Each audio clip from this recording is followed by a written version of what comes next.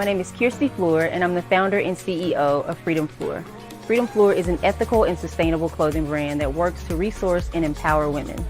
In 2017, we started as a nonprofit advocating for women who experience sexual and domestic abuse.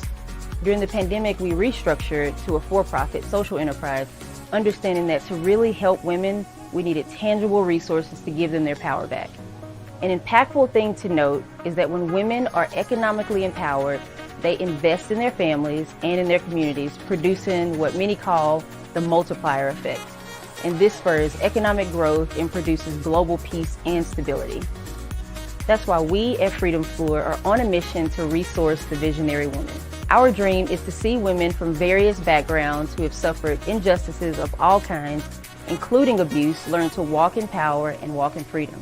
Our clothing brand positions women for sustainable careers, both locally and globally, and provides opportunities for women and education with our Freedom Fleur brand and Freedom Sessions.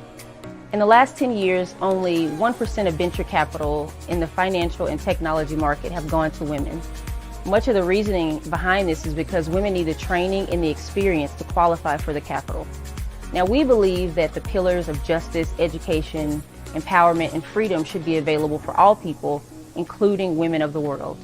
Our clothing brand creates resources for women both locally and globally and provides opportunities for employment and education with Freedom Fleur. You may be wondering, how can you help us to continue our reach and to grow and further our vision? We are asking for you to join our cause by helping us to reach our goal of raising $50,000. We have some incredible rewards for those who partner with us that include original music, Freedom Fleur courses, Freedom Fleur products, merch, and more. Each dollar you give will go towards our costs for admission and staff, and our social club, resources, expansion, and global marketing reach. Thank you again for your generosity and kindness. We believe that every woman deserves to live in a world where freedom flourishes. What's up, guys? What's up? What's up? I hope you enjoyed that video. That is a video that we made for our crowdfunding. We're a few days out from closing out our crowdfunding for Freedom Fleur, but we were crowdfunding for $50,000. And if you don't know the story already, I think we raised about $8,500. I can't remember the exact number of our total of the 50,000 that we were trying to raise. But we had a really, really crazy turn of events that happened, and we won a $500,000 contract. So we had all this pressure to crowdfund to raise the 50K and all that, and then we won the federal contract. So, and that is why we're here talking to you today about federal contracting and bringing Chauncy in on this conversation. Chauncy, my husband, as you guys know, can't wait to talk to you today about the how of federal contracting. And really, a friend of ours mentioned, wait, we didn't know that you won the $500,000 contract. We thought we were just on here to talk about Chauncy, who is the expert about federal contracting. And I'm like, no, ladies, we're on here. Yes, we want to talk to the expert, but also we want to talk to you about how to use federal contracting to scale your businesses using diverse and different ways to raise capital for your business. So this personally happened to me, so this is why we can talk about it today. Chauncy, welcome. Thank you for being on here with us again for part 2. Absolutely, man. Last week was super duper fun, babe, and excited that you allowed me to be a part of the social club and a part of this experience and coming in, talking to your audience about federal contracting. Like you said, last week we talked about what it is. Most people don't even know what it is or why to engage it, right? Why use federal contracting as a vehicle. But this week we are talking about how, right? How it impacted and changed our lives, how literally today, I know we're going to probably get into it a little bit, but literally today, how you were emotionally impacted about some of the transition that have happened in your business as a result of federal contracting. And then ultimately how this resource, this vehicle can help other women do and build and grow. I think part of the subtopic is how to scale, right? And so, yeah, no, honored and excited to be here and to be part of this whole journey. Exciting, exciting. So why don't we jump into some of that personal story that you're talking about and some of that how, like where we started, how we got here, and where. I want to hear your perspective on it so we can, yeah, move people forward that way. I think it's always good to start with us and how it impacted us, and then, yeah, let's move into that. Yeah, absolutely. I mean, you were there, right? So a few years ago, I went into business for myself. I took the entrepreneurial leap, the proverbial jumping off the cliff and going for it in a way that so many people have and so many people want to do, and hopefully so many people will do in the coming days, weeks, and months, right? And so we did, and I found that the industry, the market was a whole lot harder than what I had anticipated, right? I knew my craft, knew my industry, had the certs and the experience, but the business part of it, like as a small business owner, there's a lot to running a business and doing your craft, right? That's a lot of the hurdles that we face. And so I ran into that, and in case we had hard times, I wasn't able to make payroll, right? I wasn't able to call it pay folks and robbing Peter to pay Paul, with the contracts, trying to hope I get one job paid so I could pay for the materials on the next one. And just a lot of the financial struggles that a lot of small business owners face and deal with. And then ultimately that rolled over into our house, right? How, if I'm not paying my bills, not paying employees or not able to, I'm certainly not getting paid, right? And so I think we might have went 4, 5, close to 6 months 6 months, without getting yeah. paid. Yeah, Yeah. without getting paid. And so without income, couldn't pay car note, right? Me, look, did you hear me? Wife, I'm like, no, it was 6 months. Yeah, no, it was 6. It was 6. No, it was six. I You remember. was there. You were there. Right. We can smile about it now Yeah. because we're not in that position. But those were some terrible, terrible times. Those were some really dark days. Almost lost the house, right? We uh, literally, there were times when you couldn't afford diapers for our little boy, and you used the cloth. We got crafty and started using the cloth ones, and had to wash them out. You know what I mean, and clean them and wash them and dry them, and then reuse them because we couldn't afford Pampers. Man, It it's was, it really what it is you do what you got to do. Like that survival kicks in. I mean, this any woman, any man, anybody knows this. Like when you get down to what feels like your rock bottom, yeah, you do what you got to do to survive, to take care of your family and take care of your kids. And I feel like that's what we did. We were like, look, we gotta figure something out. We gotta pivot. We gotta figure out what to do in this market and to try to make it for our family. So it was definitely a challenging season. And that's really why we can, I feel like that's why we have the authority to speak into this that we have now, because we're not just coming from, we had this glorious season all the way through. We hit a rock bottom and we were like, man, we gotta do something different. We gotta pivot. And so this federal contracting thing was super huge for us. But Chauncey, I'll let you finish with that. yeah, no, I mean you're absolutely right. Like we weathered it, and that's proof of some of the experience and the things that we are able to do now. But I don't want to minimize it, right? Like there are a lot of people out there who are in tough spots that we can absolutely relate to. Right? It wasn't just a strain on our finances; it was on our health and even strain on our marriage. Like we were, how it is. The repo man was coming after us, and foreclosure on our home, and all that stuff. That very real, but in the guise of the American dream and going for the entrepreneurial deal, jumping off the cliff, and we jumped off of it, and hit the bottom, right? We found Yeah. the bottom of the cliff. And where, people say, you jump and you scuff your knees, whatever, you start flying. No, we crashed, right? But the reality is we didn't stop. Once we hit the bottom, we kept inching and kept walking and kept moving. And, now we do have a stride that, God has blessed us with and used the vehicle of federal contracting to be that resource. But just want, this group, this community, whoever hears it now on or check it out later, to know that, how this impacted us, and, how we can relate and understand how it could and will impact and changed so many lives. And so that is where we were, right? And so I want to ask you a question, Kirstie. Go for it. On the same vein or similar vein, how has now realizing and earning this contract, how did it impact you today? Like legit, literally today, how did it impact you in terms of uh, the big reveal? Drum roll, please. Mm-hmm. Getting into a new office space. You know, we had some very emotional conversation today. You want to share that, how that impacted you?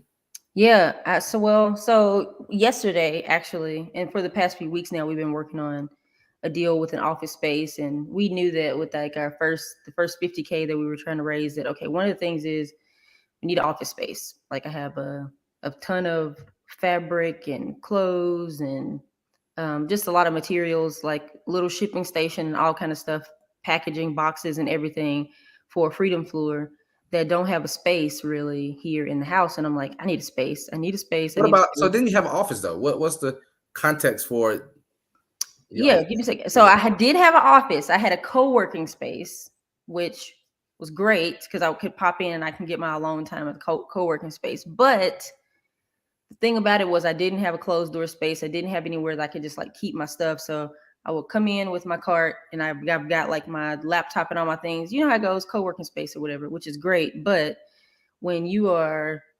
designing and doing all the things or whatever, you need a legit space where you can put your stuff, all your things, and that can just live there and be there or whatever. So while I had the space and I was super thankful for it, and you guys can go and watch that video on Instagram if you want to. Chauncey actually surprised me with an office space, you know, after we moved here to Nashville or whatever. I had no clue. I thought that we were going to see an office for him for SNA contracting. So I'm walking around and I'm thinking it's for him, but we ended up signing a lease and it was for me. So it was like a big reveal and I'm all crying.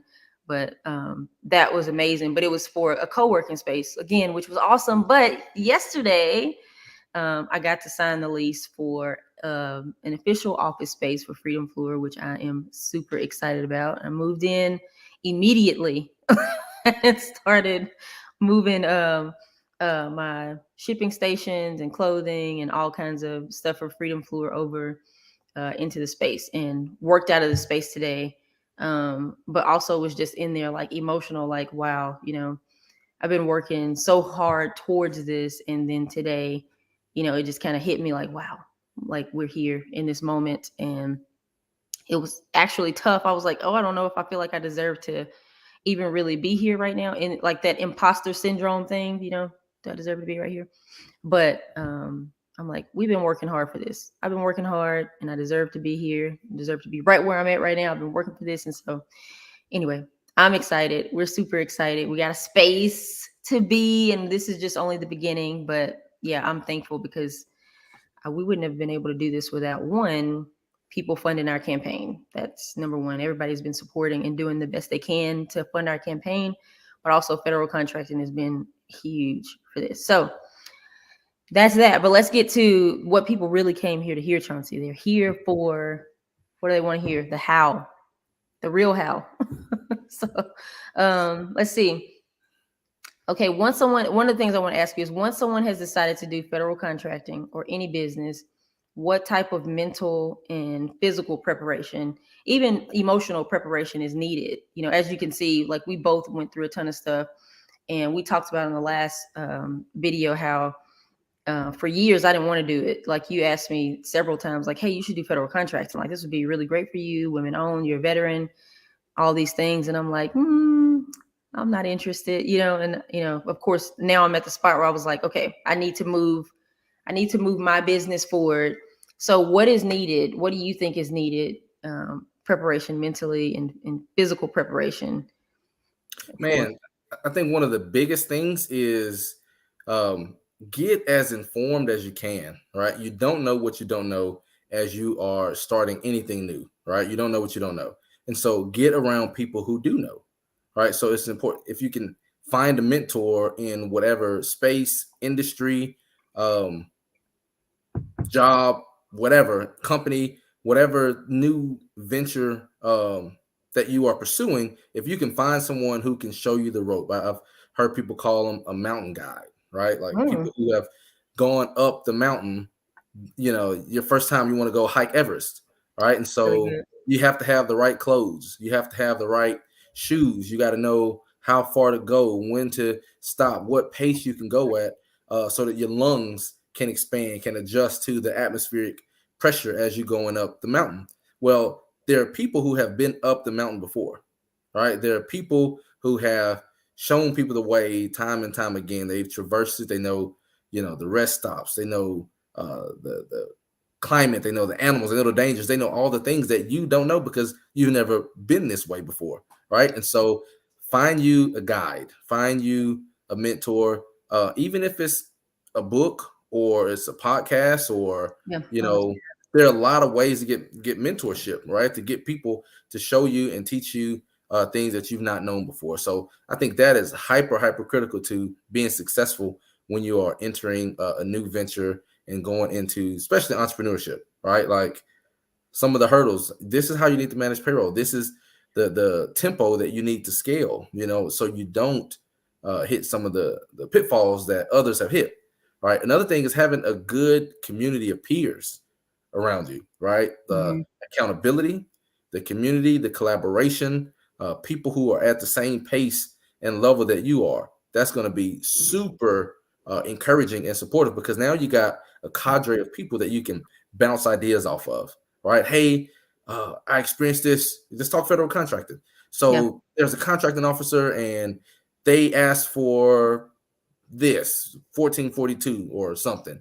What does that mean? Or how do I do RFI or a lot of the lingo within the federal contracting arena. But then you have people who are able to just kind of be there with you in the moment, and help you push it along. But in addition to that, I think you have to have the resolve, right? That this is a thing that you want to do. And so as you making the investment financially and time and your family and all these things, that you resolve that, the things are going to come. We'll figure them out. I know that there's gold on the other side of the rainbow if I keep trucking. I jumped off the cliff and I may have crashed, but now that I'm here, I don't stop. Right. And so I think those things are really, really critical as far as some intangible things. Now, whatever industry you're in, you need different things as far as, co-founder, right? Partnerships. That's got a lot to say about that. Yeah, there's so much on very, that. there's a very wise way to approach it, right? A Mhm. very rhythmic way to approach that. But it's almost invaluable when you're getting started because now you have somebody else whose skill sets are different than yours and they bring a different value. So now the lift and the motion and movement of your effort, your organization can be that much more impactful without it all weighing on you. And so uh, I think some of the initial things that I would encourage you to do as you are pursuing this is find a mentor, find you a mountain guide, right? That can show you how to avoid pitfalls and help you be most effective. And then be in a community, right? Be in collaboration, in connection with other people who are at your same place in your professional journey. So those are some very critical things that I would encourage. That's really good. The power of community, but also I had never heard anybody say mountain guide before, so it's really cool. I'm always pushing people to, whether it's a podcast when people are like, hey, I don't have anybody in my life to teach me this or to show me this, or I didn't know about this. And I'm like, read a book, listen to a podcast. Like everything is at our disposal now. If you need somebody to tell you to do that, I will definitely be the one to say I found a ton of mentors and reading books and connecting with people, and just like you're saying right now. So that's prime advice right there. Um, Yeah. what are some of the action items you think an individual should take in order to reach their goals in federal contracting? Like some tangibles. I know you talked some what you felt like were intangibles, but Yeah, to be successful in federal contracting, it is okay. So this game is more relational than what you think, right? It seems really technical, really red tape, really high level corporate, distant, disconnected, but they're people, right? People are at the end of these processes and on the other end of most of these emails, and a lot on the other end of the phone line, other end of the solicitation, they're people, right? And so be relational, be way more forward. But then, I have a lot of contractor buddies. Chauncy, I'm not the people's person. I don't like talking to folks and going to all the conferences and everything. Get it covered. That's another piece of advice in your business. Whatever you don't do well, get it covered. Kirstie does a lot of assessments, right? A lot of business development assessments, a lot of team assessments, personal assessments. So it's really important that you know who you have on your team, right? To know where your strengths are, where you are really strong and where you are not so strong, right? And then where you're not so strong, get it covered.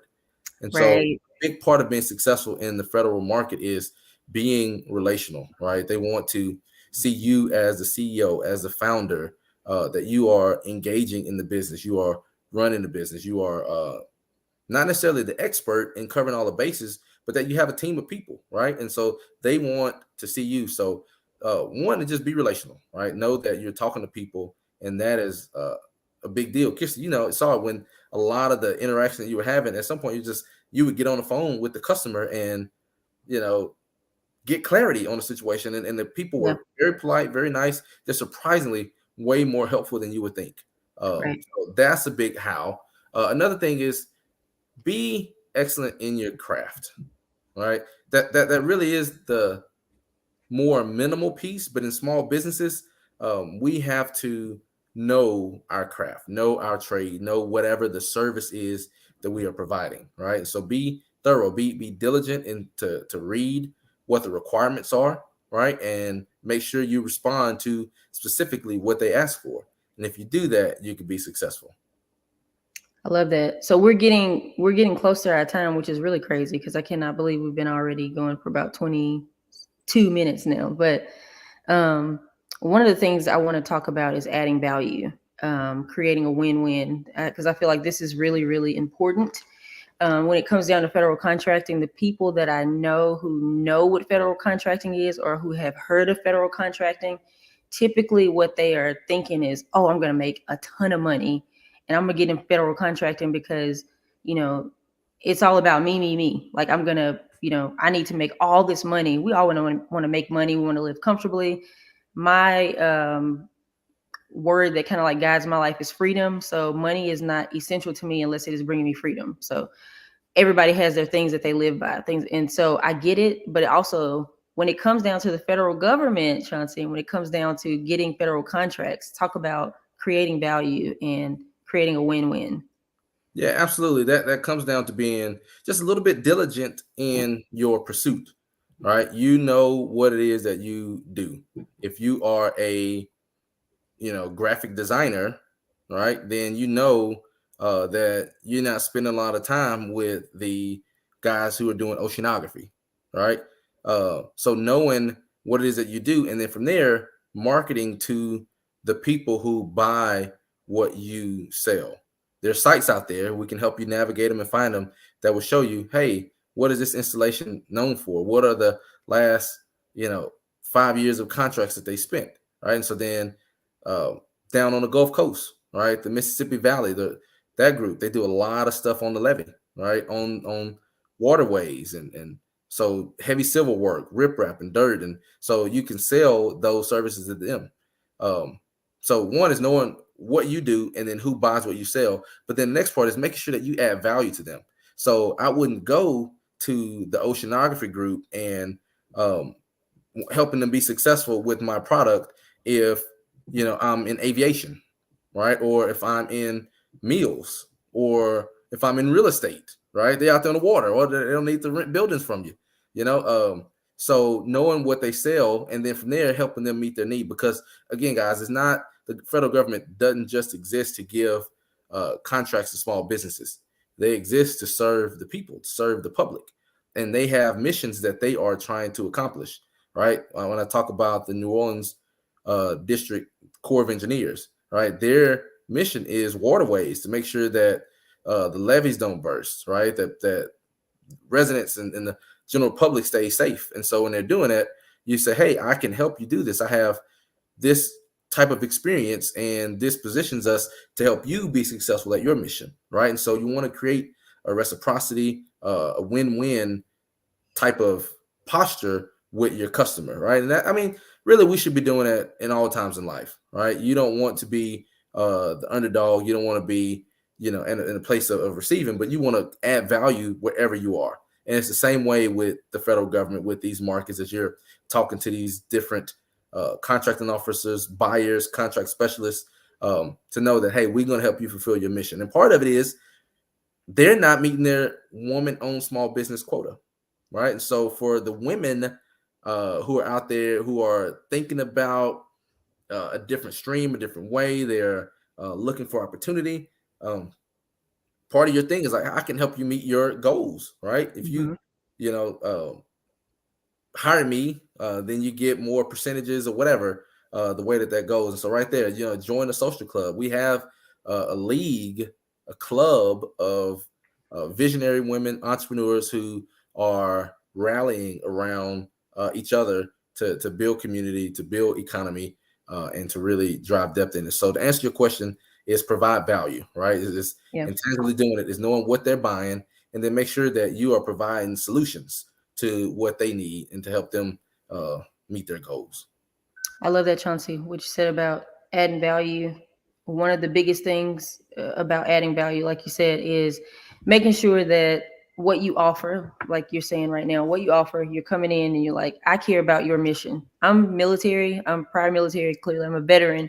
So I was in the military for 8 years. So my time in the military, it was all about mission. That's all the government, that's all the military is going to be about, is solidifying their mission, making sure they're on track for their mission, and making sure they partner with people who are coming alongside their mission. So you're coming in as a contractor. What is their mission? You need to care about that. If you're coming in, you teaching, Chauncey talks about rip rap and all that stuff. We don't know what that is, but he does. But if you're coming in and maybe you're teaching like leadership courses or something, because that's what I would be teaching to the federal government. If you're teaching sexual assault and response classes, maybe they contract you out for that, for some military stuff. Maybe they contract you out for something fitness related. Maybe they want you to put a fitness program in place for their entire squadron because the one that they have is failing, and they need somebody to come in and do that. And that you have the skills for it.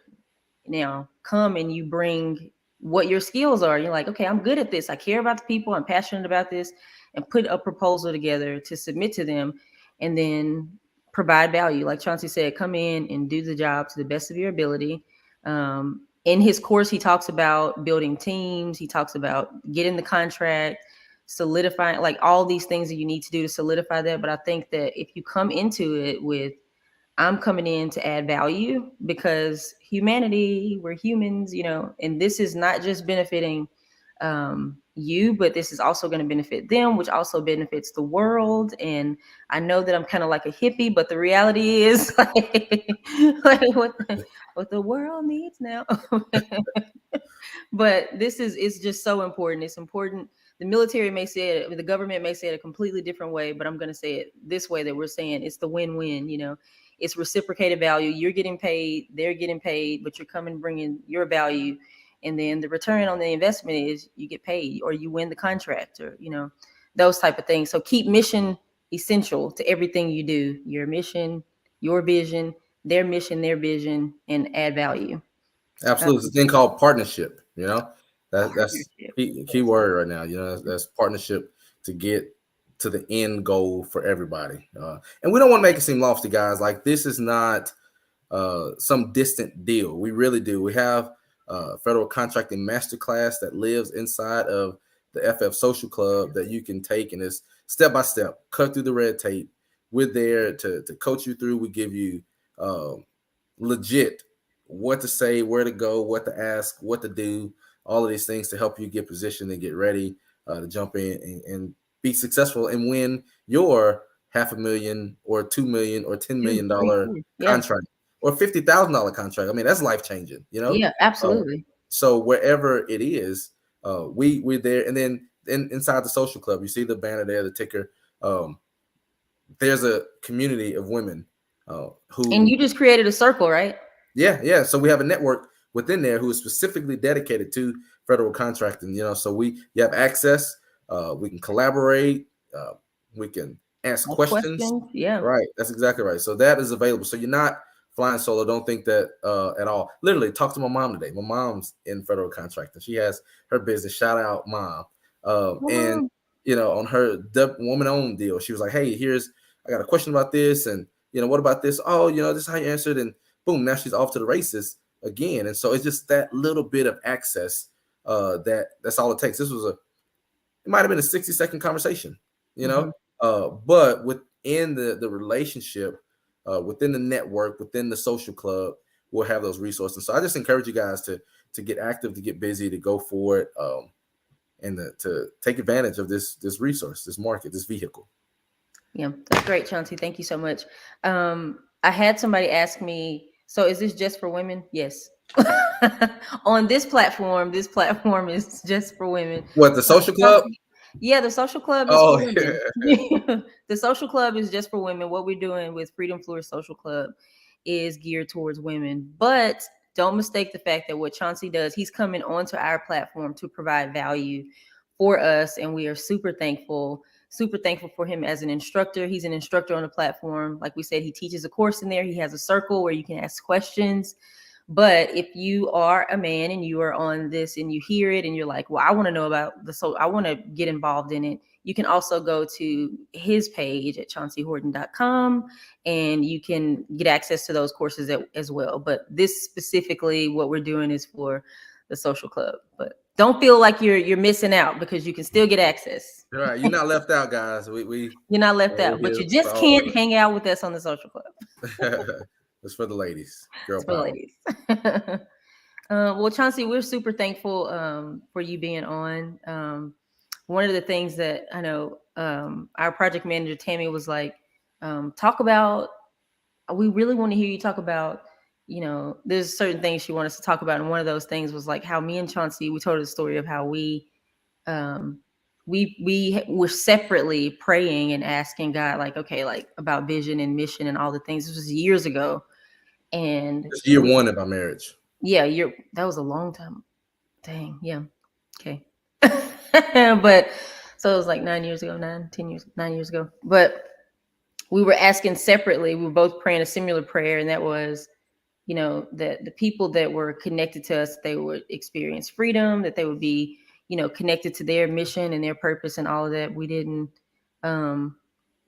We just didn't want to have people around us, and we're growing and we're doing well, and people that are around us weren't also growing and doing well. Now, you can't take everybody everywhere with you. That's a whole nother conversation. Those are conversations that I like to personally have with people on the platform. So join for the real tea on there, but on boundaries. But we did have those. We both prayed a similar prayer, and we feel like that is a huge part of what we're seeing now that is being manifested in our life is a result of that prayer with the work that we do. What do you think? What do you have to say about that, Chance? Yeah, absolutely. I remember the conversation to this day where we were and just kind of talking and driving. And, I don't know who brought it up first, but, how we desired.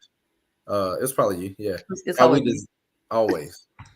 But how we had a desire that people would be impacted positively, right? Whether in relationships or finances or spiritually or just socially, emotionally, whatever. We just like want to give. But we were in the euphoria of, just getting married. And, it was just, okay, we want to give this good stuff away. You know how it is when you get a good, the patty pies, right? They went viral because one guy went nuts talking about how good the pies were. But it's like that. When you have a good thing, you want to share it, and so we had that conviction. It was like, God, we praying separately. And then as we talked about it, we realized we both had the similar desire, and knowing that is, good coming from the creator that wants to get out to people. And so we are saying all that just to say how honored we are to be in a position to some of the stuff that we have experienced, some of the stuff that we've learned and we've gone through could be a benefit to whoever is interested, right? And we believe in it because it's worked, right? We went from where we were to where we are We got offices in multiple states. Kirstie has, now the $500,000 contract. We got team. I mean, and it's moving, right? And so it's working. Yeah. And it's again, we want to get the good, that we've learned and some of the stuff we've navigated to over to you guys. And so if you are interested in what our lanes are, what this stuff is, then join the social club, take the master class, get connected to the community, and let's eat. Thank you so much, Chauncy. Last thing I want to say before you guys leave, as you can see, there is the ticker on the bottom and it says all links are below in the description. If you still want to That's on YouTube, right? Yes, on YouTube. That's on YouTube. If you go down to the description on YouTube, there's like a little down triangle. Click it. And when you click it, it's going to show you Chauncey's link, I believe, is there. The FF Social Club link is there. And there is also a link to iFund Women. And so you're still able, I think we have a few days left before the campaign completely closes out. You still have a few days to get on and fund our campaign and be a part of helping with that.